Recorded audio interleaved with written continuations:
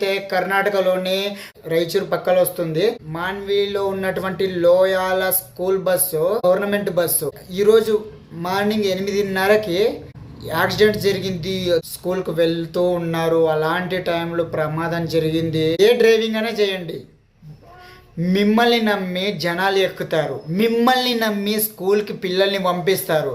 మీరు ఎక్కడనో ధ్యాస పెట్టి మీరు కరెక్ట్గా డ్రైవింగ్ చేయకపోవడం వల్ల స్కూల్ బస్సులు ఎక్కించి పంపిస్తే మీరు ఎలా నడుపుతున్నారు? అందరు పిల్లల ప్రాణాలు మీ చేతుల్లో ఉంటాయని మర్చిపోయి మీరు విచ్చలవిడి బస్సులు నడిపితే ఇలాంటి ప్రమాదాలను చూసి తల్లిదండ్రులు తట్టుకుంటారా చెప్పండి?